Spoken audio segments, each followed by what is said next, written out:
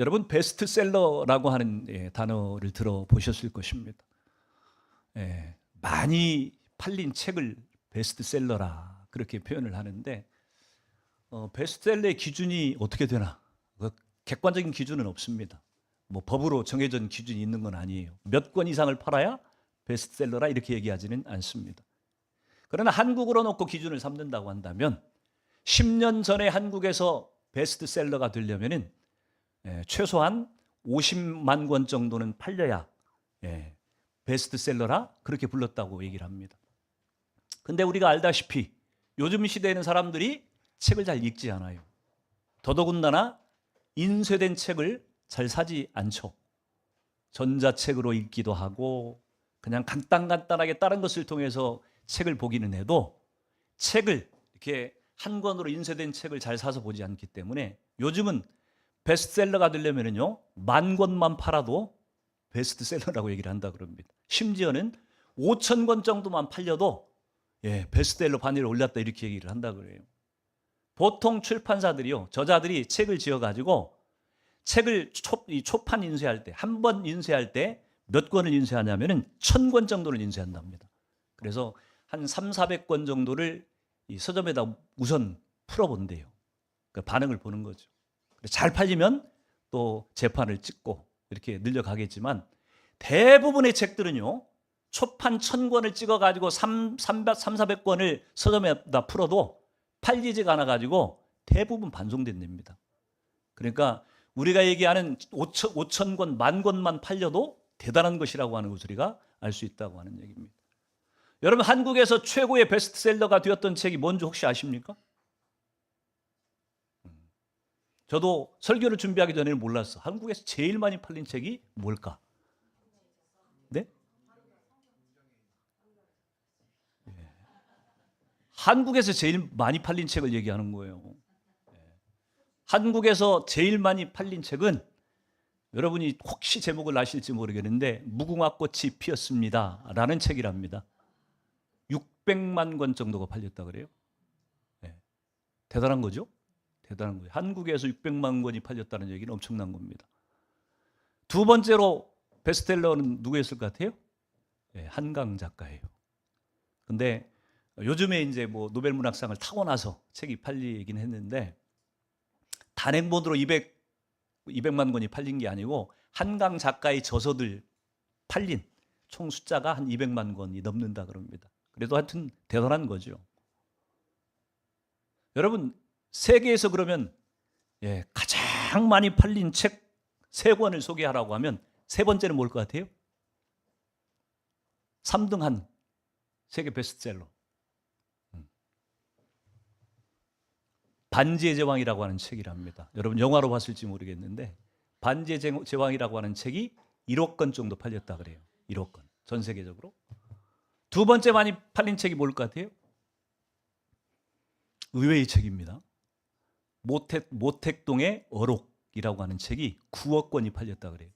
이건 제가 볼 때 중국이 인구가 13억이기 때문에 중국 사람들이 주로 사서 봤기 때문에 아마 그렇게 팔렸으리라고 보여지고 에어컨을 좀 꺼도 좋을 것 같아요. 조금 더운 것 같습니다. 그러면 세계에서 가장 많이 팔린 책은 뭘 것 같아요? 그게 나와야죠. 그 답을 지금 유도하기 위해서 지금 제가 앞에 정확하게 설명을 하고 있는 거예요. 세계에서 가장 많이 팔린 책은 단연코 성경이에요. 성경은 60억 권 정도가 팔렸다 그럽니다. 책이 물론 팔린 거하고 읽은 거하고는 좀 다를 거예요. 그렇죠? 성경을 사놓긴 했는데 몇 권씩 집에 성경이 있는데 안 읽은 사람이 많이 있기 때문에 뭐 읽었느냐를 보면 좀 다르겠지만 어찌됐든 팔린 것으로 친다고 한다면 60억 권 정도가 팔렸다 그래요. 지금도 현재도 매년 1억 권 정도의 성경이 팔려 나가고 있다고 합니다. 여러분 전 세계에서 가장 오랫동안 인류와 함께했던 책이고 지구상의 인구 숫자만큼이나 많이 팔렸던 책 성경이라고 하는 이 책, 이 성경의 첫 시작이 무엇으로 시작을 하고 있습니까? 태초에 하나님이 천지를 창조하시니라. 히브리어로는 브레쉿 바라 엘로힘이라고 하는 그런 단어로 표현을 하고 있습니다. 여러분 아주 단순한 것 같아요. 창세기 1장 1절 아주 단순한 것 같은데 매우 중요하고도 인상적인 그런 문장이라고 볼 수가 있습니다. 태초라고 하는 것은 뭐예요? 아무것도 이 세상에 존재하지 않는 상태를 얘기하고 있는 거예요. 태초에 누가 계셨다고요? 하나님이 계셨다고 지금 얘기를 하고 있는 거예요. 여러분, 성경은요, 하나님이 존재는 하시는데 어떻게 존재하게 되었는지 하나님의 존재에 대해서 전혀 설명을 하지 않아요. 그냥 태초에 아무것도 없던 때에 누가? 하나님이라고 하는 분이, 그분이 세상 만물을 지으셨다. 이렇게 성경이 시작을 하고 있다고 하는 얘기입니다. 왜 성경이 하나님이 누구신지 그분의 존재에 대한 설명을 부연하고 있지 않는지, 무슨 이유 때문이라고 생각을 하십니까? 왜 하나님이 어떻게 존재했는지, 왜 이 설명을 성경이 얘기해 놓고 있지 않는가? 이유가 뭘 것 같습니까? 설명을 해봐야 못 알아들으니까 하는 얘기예요. 아무리 하나님에 대해서 우리 그 존재에 대해서 설명을 하려고 해도 사람들이 어차피 못 알아들을 것이기 때문에 하나님이 아예 생략해버렸다고 하는 얘기입니다. 여러분이 만약에 해외여행을 갔다고 쳐요. 여러분을 전혀 모르는 어떤 나라에 갔어. 송대현이라고 하는 사람을 알고 있는 나라가 대한민국에 여러분들하고 저 아는 몇몇 사람 말고는 있겠어요? 저한테 예를 들어서 저 부산에 가가지고 누가 저한테 당신 누굽니까? 예, 저는 송대현이라는 사람입니다. 이렇게 얘기하면 부산에 있는 사람들이 저를 알아볼 사람이 몇 명이나 있겠어요? 거의 없을 거예요, 아마. 거의 없을 거예요. 하물며 전혀 모르는 어떤 나라에 갔는데 그곳 사람들이 당신 누구요? 이렇게 묻는다고 한다면 송대현입니다. 이렇게 대답해 가지고서는 전혀 나를 알아볼 수 없다고 하는 얘기입니다. 그러면 어떻게 설명을 해야 돼요? 나는 대한민국이라고 하는 나라에서 살고 있는 사람이고요. 저는 이미 결혼을 해가지고 애도 둘씩이나 있고요. 또 저는 이런 직업을 갖고서 살고 있는 사람입니다. 이렇게 설명하지 않고서는 나를 소개할 방법이 없다고 하는 얘기입니다. 무슨 얘기냐고 하면은 이 세상에 존재하는 모든 것들은요, 스스로 존재하는 것이 하나도 없다는 얘기예요. 그래서 이 세상에 존재하는 모든 피조물들은 자기가 누구인지를 소개하려면은 관계 가운데서 자기를 설명하지 않고서 설명할 방법이 없어요. 내가 누구와의 관계 가운데서 너는 이런 사람입니다. 이렇게 설명을 해야만 나를 소개할 수가 있지, 나 그냥 내 이름만 누구한테 얘기를 해가지고 나를 알아볼 수 없다고 하는 얘기입니다.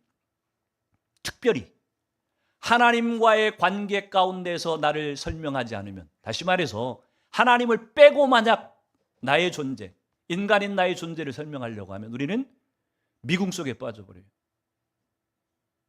여러분, 사람의 존재의 근원에 대해서 알고 싶어하는 건 사람의 본능입니다.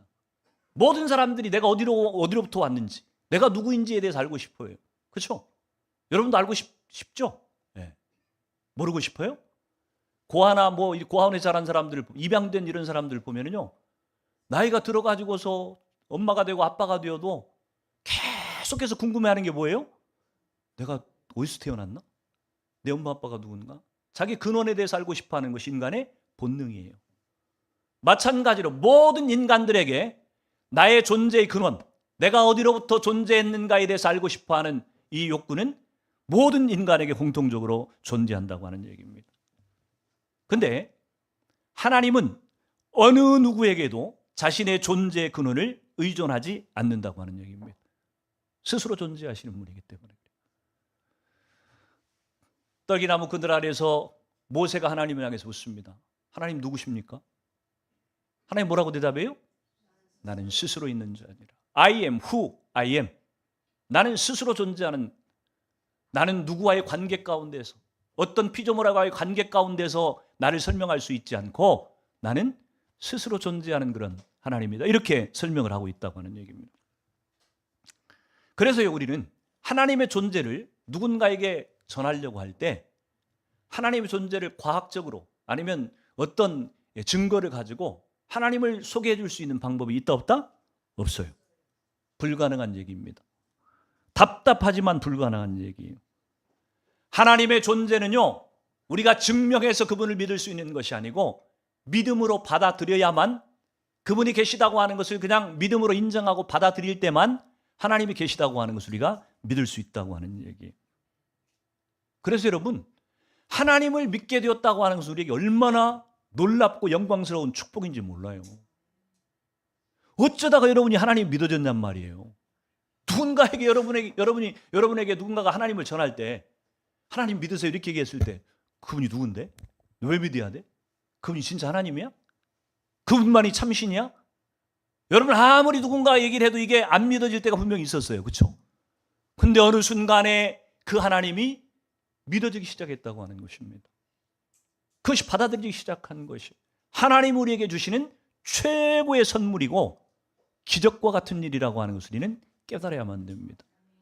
저는 저와 여러분의 마음 가운데 하나님이 믿어줄 수 있게 하신 그 축복을 정말 감사할 수 있기를 주님으로 축원을 드립니다. 아무튼 이 창세기 1장 우리가 읽었던 말씀을 보면요, 하나님께서 우리에게 크게 세 가지를 우리에게 가르쳐 주고 계십니다. 첫 번째 우리에게 가르쳐 주고 계시는 것이 있다고 한다면 창세기 1장 1절의 말씀과 같이 태초에 하나님이 천지를 창조하시니라. 하나님이 이 천지 만물을 창조하셨다고 하는 것을 우리에게 가르쳐 주고 있는 것입니다. 성경이라고 하는 이 방대한 책, 66권 이 성경책을 시작하면서 첫 시작이 태초에 하나님이 천지를 창조하시니라. 하나님이 어떻게 존재했는지에 대한 어떤 설명도 하지 않고 하나님이 세상 만물을 창조하셨다. 이렇게 시작을 하고 있어요. 하나님의 존재를 당연히 전제하고 이 성경이 지금 기록되고 있다고 하는 얘기입니다. 아무 것에도 의존하지 않고 부족할 것이 없으신 하나님 그분이 세상을 지으셨다고 지금 얘기를 하고 있는 것입니다. 여러분 하나님이 세상 만물을 창조하셨다. 이 사실을 통해서 우리가 하나님이 뭘 우리에게 가르쳐주고 싶으셨는지를 좀 생각을 해봐야만 돼요. 다시 말해서 하나님께서 창조주라고 하는 것, 그것을 우리가 알아야 되는 이유가 무엇인지를 생각해보고 넘어가야 된다고 하는 얘기입니다. 여러분 이 창세기는 누가 썼습니까? 모세가 썼어요. 모세가 출애굽한 이스라엘 백성들을 데리고 광야에서 40년 동안을 돌아다녔어요. 그리고 가나안 땅에 들어가기 직전에 모세는 살았어요, 죽었어요? 네, 가나안 땅에 못 들어가고 죽었어. 그러면 이 창세기부터 창출레민신 모세오경이라고 해요. 모세가 쓴 5권이라고 하는 이 성경이 언제 쓰여진 겁니까? 광야 때 쓰여진 거예요. 그렇죠? 근데 지금 누구를 데리고 출애굽시킨 이스라엘 백성들 데리고 광야에 나와가지고 모세가 지금 누구를요? 하나님이라고 하는 분을 이스라엘 백성들에게 지금 가르치고 소개를 해줘야 되는데 이게 쉬웠겠냔 말이에요.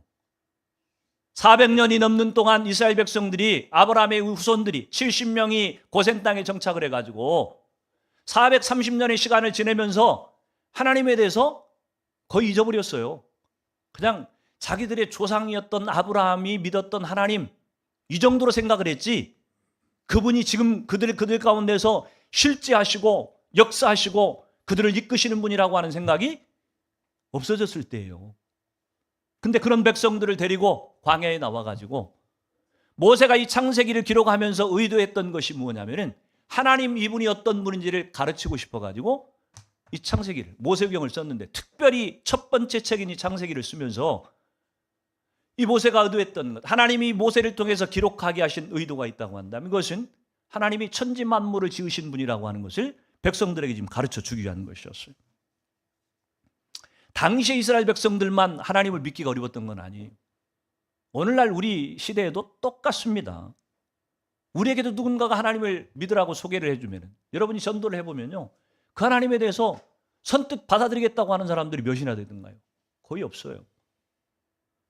하나님에 대해서 알지도 못할 뿐만 아니라 하나님에 대해서 소개를 할 때 하나님이 믿을 만한 분이라고 하는 생각이 그렇게 쉽게 들지 않다고 하는 얘기입니다. 근데 창세기 1장 1절은 분명하게 그렇게 시작하고 있어요. 태초에 하나님이 천지를 창조하시니라. 창세기 1장 1절 이 말씀은요, 이 선언은요, 우리로 하여금 우리 가운데 하나님이 누구신지, 이 세상이 어떻게 존재하게 되었는지, 나는 또 어떻게 존재하게 되었는지, 이 모든 것에 대한 이 의문과 혼란스러운 것들을 딱 한 문장으로 지금 정리를 해주고 있는 것입니다. 하나님을 믿고 구원받은 사람은요, 이 창세기 1장 1절이 믿어져요. 그렇죠? 창세기 1장 1절이 믿어지는 사람은요, 다른 성경의 내용이 안 믿어질 이유가 없어요. 무에서 유를 창조하신 하나님이 믿어지는데, 무리를 걷게 하신 하나님이, 예수님이 안 믿어지겠어요? 죽은 나사로를 살리신 하나님이 안 믿어지겠어요? 아니면 마리아를 통해서 동정녀 잉태를 했다고 하는 것이 안 믿어지겠어요? 무에서 유를 창조하신 이 창세기 1장 1절이 믿어지면 나머지 성경 내용은 자동적으로 믿어지게 되어 있다고 하는 얘기입니다. 그래서 이 창세기 1장 1절을 우리가 믿는다고 하는 것, 믿음으로 받아들인다고 하는 것은 우리 신앙의 가장 기초 중의 기초예요. 저는 저 여러분 가운데 이 창세기 1장 1절이 믿어지는 역사가 일어나기를 주님으로 축원합니다. 시편 기자가 그렇게 찬양하며 고백을 해요. 시편 96편 4절 5절을 같이 한번 읽어봅니다. 시작. 여호와는 위대하시니 지극히 찬양할 것이요 모든 신들보다 경외할 것이며 만국의 모든 신들은 우상들이지만 여호와께서는 하늘을 지으셨음이로다. 아멘. 시편 기자의 이 고백이 저와 여러분의 고백이 되기를 축복합니다. 우리에게 분명한 이 믿음의 고백이 있어야 돼요. 하나님은 세상과 만물을 지으신 창조주이시다. 이 믿음의 고백이 선명해야만 된다고 하는 얘기입니다. 두 번째, 오늘 이 본문 말씀을 통해서 하나님 우리에게 보여주시는 것이 있다고 한다면, 하나님은 세상 만물을 지으시되 만물을 선하게 지으셨다고 하는 것을 우리에게 가르쳐주고 계시다고 하는 거예요. 오늘 1장 1절에서 25절까지 내용을 보면 6일 동안 하나님이 천지 만물, 세상을 창조하시는 얘기들이 기록이 되어 있습니다. 여러분, 창조의 순서를 다 기억하고 있나요? 셋째 날에 뭘 만드셨어요? 예. 다섯째 날에 뭘 만드셨어요? 몰라요. 모르는 게 정상이요. 예.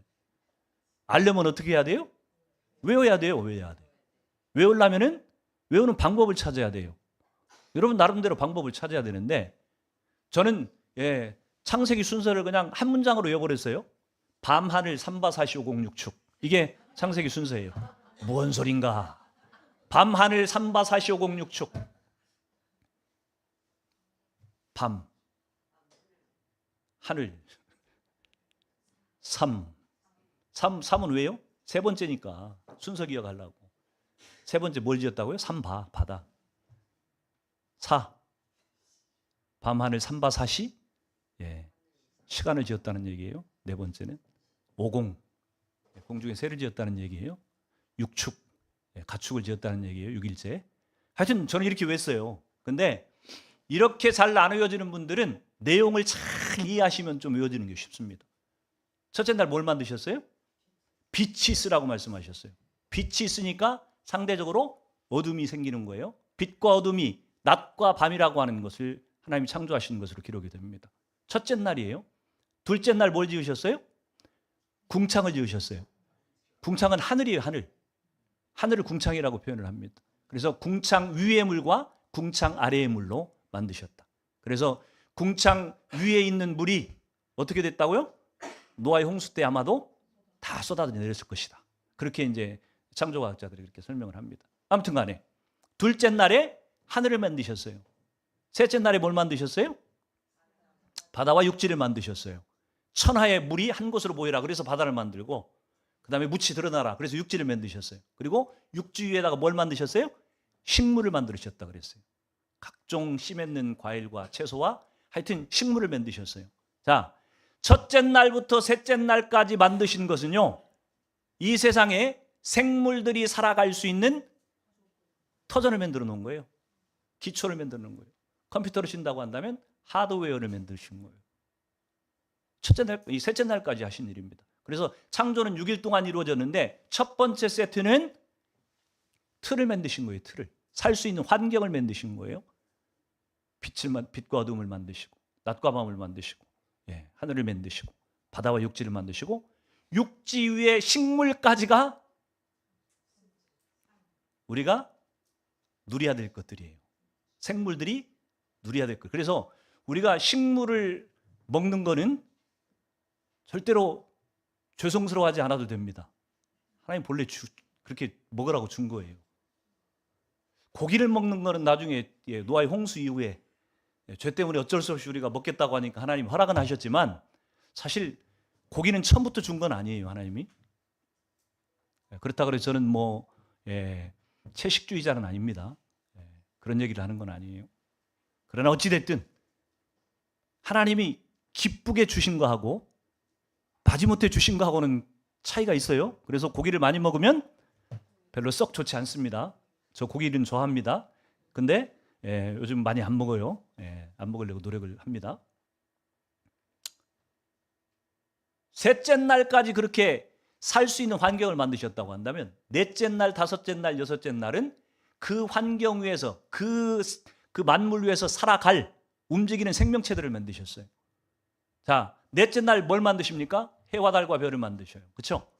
그래서 옛날 개역 한글에 보면은 사시와 일자와 연한을 이루라 이렇게 표현해요. 그렇죠? 어렵잖아요. 사시, 네 계절, 일자, 하루, 연한, 1년.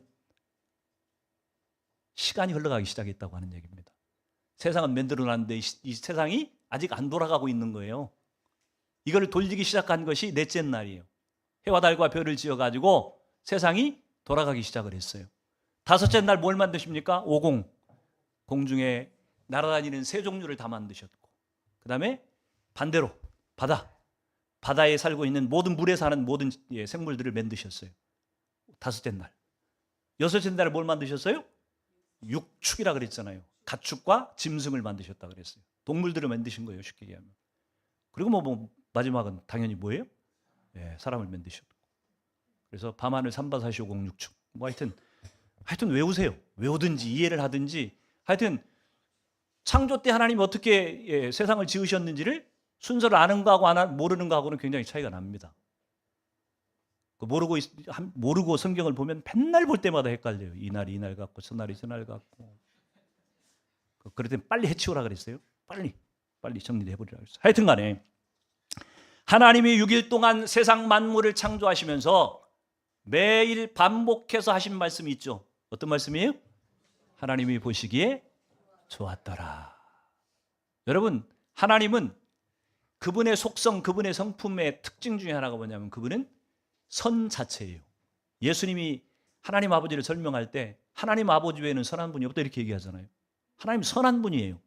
그래서 완전하게 선하신 하나님이 보시기에 좋았다. 그 얘기는 무슨 얘기냐면 이 세상에서 다른 어떤 것과 비길 수 없는 최고의 상태라고 하는 얘기입니다. 도덕적으로도 가장 바르고요. 보기에도 가장 아름다운 것이 하나님이 지으신 세상 만물이라고 하는 얘기예요. 그래서 예수를 안 믿는 사람들도 세상 자연을 바라보면서 아이 꼴 보기 싫다 이렇게 얘기하는 사람은 좀 본 적이 없는 것 같아요. 그렇죠? 참 보기 좋네. 아름답네. 본능적으로 다 알고 있어. 세상 만물이 아름답다고 하는 것. 왜? 하나님이 선하게 지으셨기 때문에 세상 만물이 그렇게 보인다고 하는 얘기입니다. 하나님께서 왜 세상 만물을 선하게 지으셨을까? 왜 하나님이 세상 만물을 선하게 지으셨을까요? 하나님이 선하시니까 만드신 세상이 선할 수밖에 없는 것이에요. 다시 말해서 거꾸로 얘기하면은 하나님은 세상 만물을 지어 놓으시고 이 지으신 것들을 보고 사람들이 뭘 느끼도록? 하나님이 계시다고 하는 것을 깨닫도록, 느끼도록 사람을 지으셨다고 하는 얘기입니다. 시편 19편 1절을 같이 한번 읽어봅니다. 시작.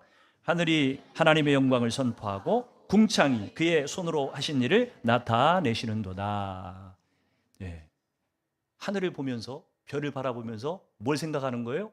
와우, 이 아름다운 세상을 지으신 하나님을 우리로 느끼도록 창조하셨다고 하는 얘기입니다. 로마서 1장 20절을 같이 읽도록 합니다. 시작. 창세로부터 그의 보이지 아니하는 것들. 로마서 1장 20절 안 줬나요? 같이 읽습니다. 시작. 창세로부터 그의 보이지 아니하는 것들 곧 그의 영원하신 능력과 신성이 그가 만드신 만물에 분명히 보여 알려졌나니 그러므로 그들이 핑계하지 못할 것이라. 아멘.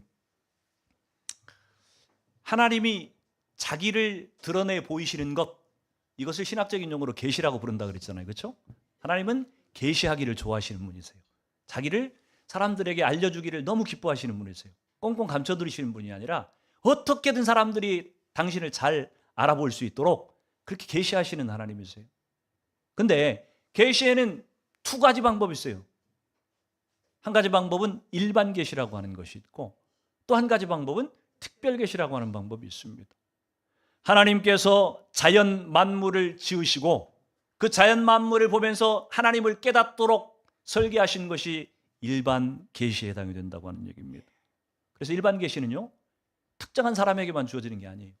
이 세상에 인간으로 태어난 모든 사람들에게 똑같이 주어진 것이 일반 계시라고 하는 것입니다. 창조의 목적은 하나님의 영광, 그분의 능력과 신성을 분명히 드러내게 하기 위해 가지고 세상을 지으셨는데, 뭐가 들어온 이유로?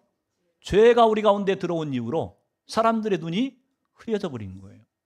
그래서 이 자연 만물을 보고는 어렴풋이는 짐작을 해요. 와, 누군가가 있지 않고서는 이렇게 완벽한 세상이 존재할 수가 없는데, 사람들이 어렴풋이는 짐작을 하는데 그분이 하나님이라고 하는 것, 그것은 사람들이 알지 못한다고 하는 얘기입니다. 일반 계시로는 불충분해요. 하나님을 알 수가 없어요. 어렴풋이 짐작을 하니까. 어렴풋이 하는 게 무서운 겁니다. 제대로 알지 못하면요, 어렴풋이 알면은 이 세상 만물을 지은 창조주가 있네, 그분이 부처님인가 봐, 이렇게 얘기하게 돼 있는 거예요. 어설프게 알면, 어렴풋이 알면. 그래서 우리에게 필요한 것이 무엇이냐면은, 세상은 하나님이 지으셨고 선하게 지으셨지만 이 세상을 지으실 때에 하나님께서 이 세상을 누구를 통해서요? 아들 예수 그리스도를 통해서 이 세상을 지으셨다고 하는 것을 우리는 알아야 된다고 하는 얘기입니다. 세 번째로 우리가 기억해야 될 것이, 그래서 하나님은 아들 예수 그리스도로 말미암아 세상을 지으셨다고 하는 거예요. 어떤 분들은 그렇게 얘기할지 몰라요. 예수님은 로마 시대 때 태어난 분 아닙니까? 창조 때 어떻게 예수님이 계셔요? 이렇게 반문하시는 분이 있을지 모르겠지만, 분명히 성경은 창조 때 예수님이 계셨다고 얘기를 하고 있어요. 고린도전서 8장 5절에 6절 말씀을 같이 한번 읽습니다. 시작. 비록 하늘에나 땅에나 신이라고 불리는 자가 있어 많은 신과 많은 주가 있으나 그러나 우리에게는 한 하나님 곧 아버지가 계시니 만물이 그에게서 났고 우리도 그를 위하여 있고 또한 한 주 예수 그리스도께서 계시니 만물이 그로 말미암고 우리도 그로 말미암았느니라. 아멘. 만물도 우리 인간도 누구로 말미암아서 지금 존재하게 되었다고요? 아들 예수 그리스도를 인하여서 우리가 이 땅에 존재하게 되었다고 지금 얘기를 하고 있는 것입니다. 사도 바울만 그렇게 얘기한 게 아니에요. 사도 요한복음 1장 2절 3절을 같이 읽어봅니다. 시작. 그가 태초에 하나님과 함께 계셨고 만물이 그로 말미암아 지은 바 되었으니 지은 것이 하나도 그가 없이 된 것이 없느니라. 아들 예수 그리스도로 아니고서는 이 세상이 존재할 수 없었다고 얘기를 하고 있어요. 그 얘기는 창조 때 아들 예수 그리스도께서 함께 계셨다고 하는 것을 얘기하고 있습니다. 그러면 사도 바울도 사도 요한도 예수님 아들을 통해서 세상을 지으셨다고 얘기하는데, 그럼 창세기는 뭐라고 얘기하고 있는 것입니까? 창세기에 과연 그 증거가 있습니까? 이렇게 여러분이 질문하실지 모르겠는데 창세기에도 있어요. 창세기 1장 1절에 보면은 브레쉿 바라 엘로힘, 한글은 태초에 하나님이 천지를 창조하시니라 이렇게 네 단어로 되어 있지만 히브리어로는 세 단어예요. 브레쉿 태초, 바라 창조하다, 엘로힘 하나님, 이렇게 세 단어로 구성이 되어 있어요. 바라는 동사예요, 동사. 근데 이 동사는요 단수형으로 되어 있습니다. 동사는 단수형으로 되어 있는데 엘로힘 하나님이라고 하는 이 단어는요 복수형을 띠고 있어요. 만약 하나님이 그냥 한 분이셨다고 한다면 I라고 하는 단수를 썼을 거예요. 근데 지금 we라고 하는 복수 형태를 띠고 있다고 하는 사실입니다. 그래서 삼위일체 하나님의 근거가 되고 있는 것이고, 사람을 지으실 때도 하나님이 그렇게 표현을 하세요. 하나님이 이르시되 우리가 우리의 형상을 따라 사람을 짓는다, 그렇게 말씀을 하세요. 만약 하나님이 그냥 성부 하나님 한 분이었다고 한다면 I 단수를 썼을 거예요. 근데 we라고 하는 복수 형태를 띠고 있어요. 그래서 성경학자들이 얘기하기를 삼위일체 근거가 되는 근거로 이것들을 제시를 하고 있는 것입니다. 여러분, 하나님이 세상을 태초에 창조하실 때에 성부 하나님도 거기에 계셨고 성자 예수님도 거기에 계셨어요. 사람의 몸을 입고 이 땅에 오시지만 않았을 뿐이지 예수님이 계셨다니까요. 삼위의 한 분이 되시는 예수님이 분명히 태초에 계셨다고 하는 것입니다. 창조에 관여하셨다고 하는 얘기예요. 함께 참여하셨다고 하는 얘기입니다. 여러분, 아들 예수 그리스도께서 만물을 창조하시는데 관여하셨다고 하는 것이 왜 중요할까요? 아들 예수 그리스도를 통해서 특별 계시를 주시기 때문에, 특별 계시가 없이는 우리가 하나님을 알 수가 없는데, 그 특별 계시를 누구를 통해서 주셨냐면은 아들 예수 그리스도를 통해서 주셨기 때문에 창조 때에 아들이 예수님이 계셨다고 하는 것이 너무 중요해요.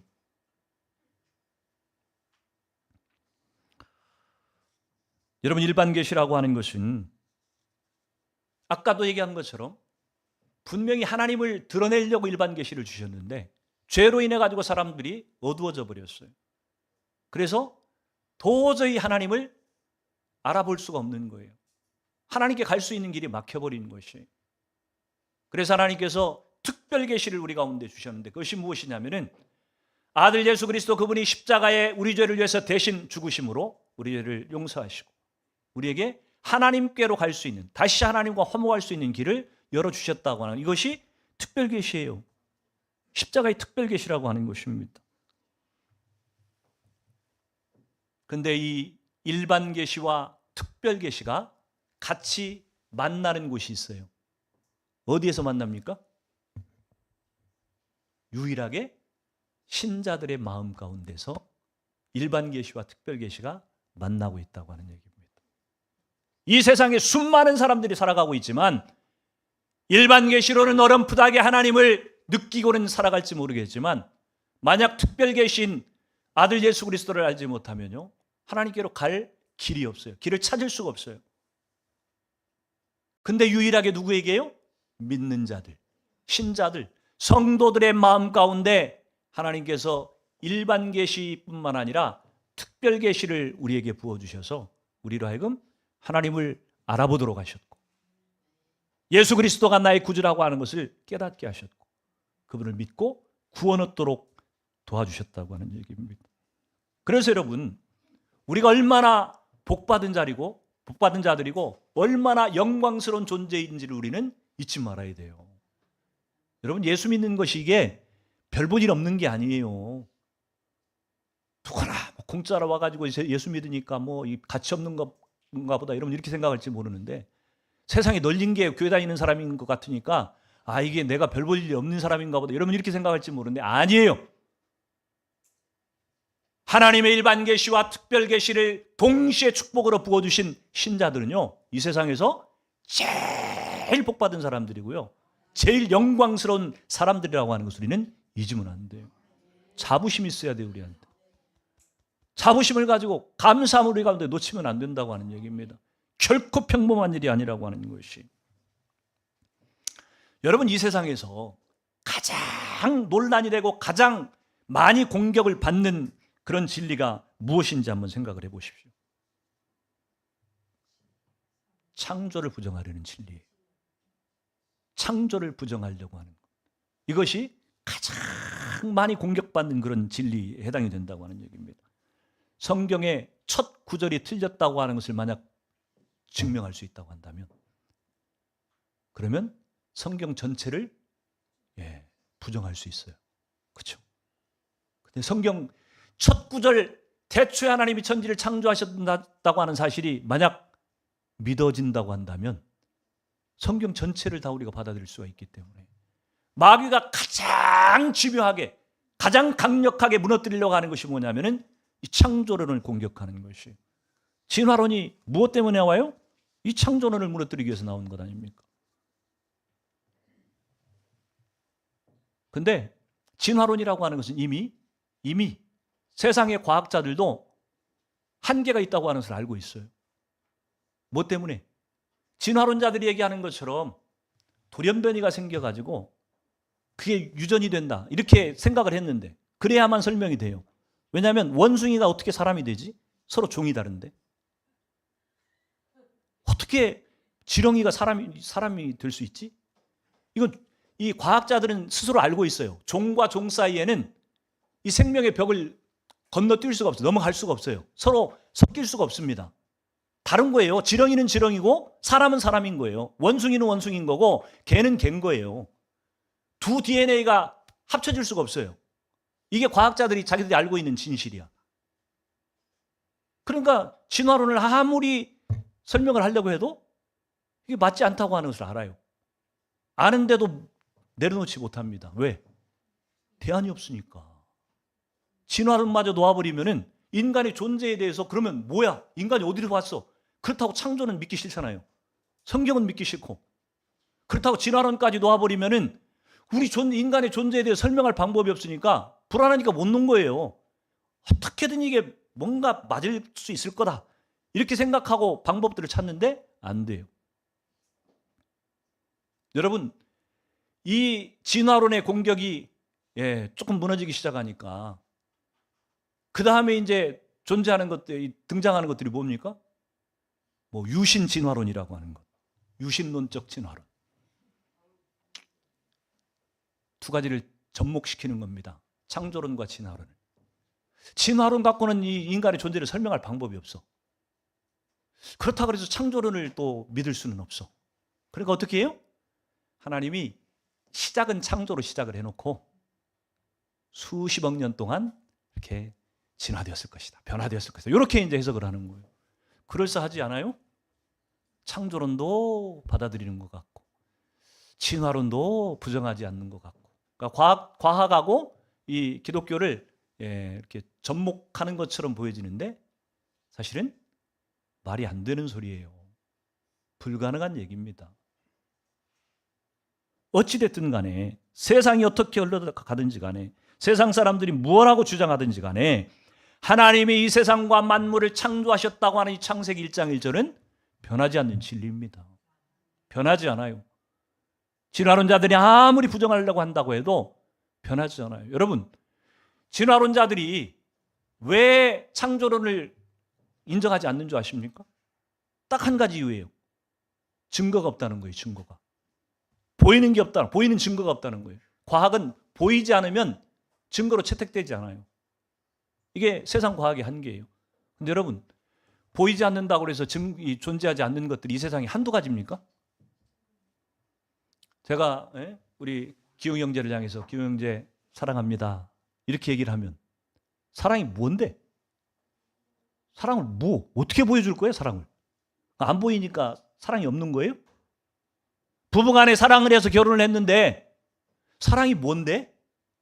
어떻게 증명할 건데? 어떻게 증명을 해요? 증명 못한다 그래서 사랑이 없어지는 겁니까? 마음이라고 하는 것이 어디 있어요? 우리 심장을 쪼개면 그 속에 마음이 있습니까?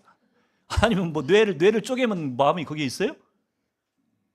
보이지 않는데도 불구하고 존재하는 것이 이 세상에 얼마든지 있어요. 사실은 보이는 것보다 보여지지 않는데 존재하는 것들이 훨씬 더 중요한 것들이 더 많아요. 진짜 중요한 것들은 잘 안 보여요. 보이는 것들은 별로 안 중요한 것들이 많고요. 그래서 여러분의 남편이 여러분의 아내가 사랑한다고 하면 그냥 믿으세요. 말만 사랑한다 그러지 말고 뭐 보여주세요. 설거지를 해주든지 빨래를 해주든지. 언뜻 생각하면 합리적이고 타당한 말인 것 같은데 그것도 별로 맞는 얘기 아니라는 얘기입니다. 그냥 사랑한다 그러면 사랑하는 거예요. 사랑하는데 못 보여줄 뿐이에요. 성질이 좀 급해가지고 좀 못 보여줄 뿐이니까 그럼에도 불구하고 믿어주라는 얘기예요. 아, 나를 사랑하고 있구나. 그렇다고 해서 뭐 보여주는 걸 하지 말라는 얘기는 아닙니다. 오해가 없으셨으면 좋겠고. 하여튼 간에 하나님께서 세상 사람들이 뭐라고 얘기를 하든 간에 어떻게 흘러가든지 간에 창세기 1장 1절에 변함이 없다고 하는 진리라고 하는 것을 우리에게 분명히 선포하고 언급해 주고 있다고 하는 얘기입니다. 여러분, 그런데 일반 계시의 가장 최고의 걸작품인 사람, 그 사람에게 하나님의 최고의 선물, 특별 계시인 십자가의 아들 예수 그리스도를 우리 가운데 선물로 주셨다. 이것을 받은 사람이 성도인 저와 여러분이에요. 예수 믿는 저와 여러분들이 우리에게 하나님이 그런 축복을 부어주신 이유가 뭐겠어요? 계시는 하나님을 드러내라고 주신 거예요. 우리로 하여금 사람으로 지으신 것도 하나님이 하나님 되심을 드러내라고 우리 가운데 일반 계시를 주신 것이고요. 특별 계시를 주신 것도 뭐 때문에요? 하나님이 어떻게 우리 죄인인 인간을 사랑하셨는지를 사람들에게 증거하라고 우리에게 특별 계시를 주셨다고 하는 얘기입니다. 그래서 나 혼자 예수 믿고 나 혼자 구원받고 행복하게 살다가 끝나는 것이 우리의 삶의 목적이 아니고요. 구원받은 저와 여러분, 일반 계시와 특별 계시를 동시에 축복으로 받은 저와 여러분들에게 주신 사명이 있다고 하는 것입니다. 그것이 무엇이냐면 하나님을 증거하는 삶이에요. 여러분의 몸으로는 삶을 통해서 하나님을 드러내시고요. 여러분에게 주신 이 성경을 통해서는 뭘 해야 돼요? 네, 전도하라는 얘기예요. 복음 전하라는 얘기예요. 하나님을 선포하라고 하는 얘기입니다. 여러분의 남은 생애가 하나님의 특별원청의 최고의 걸작품으로 만들어진 저와 여러분이, 그리고 아들 예수 그리스도의 그 특별한 십자가의 죽음의 대가로 다시 살리심 받은 저와 여러분이 마지막 우리의 남은 생애 가운데 애쓰고 힘쓰고 해야 될 일이 있다고 한다면 그 하나님을 증거하고 드러내는 일에 우리가 쓰임을 받아야 된다고 하는 것입니다. 여러분의 남은 생애가 그렇게 주님을, 하나님을 하나님으로 드러나게 하는 일에, 예수 그리스도를 주님으로 드러나게 하는 이 일에 저 여러분의 생애가 남은 시간들이 이렇게 쓰임 받을 수 있기를 주님의 이름으로 축원을 드립니다. 같이 기도합니다.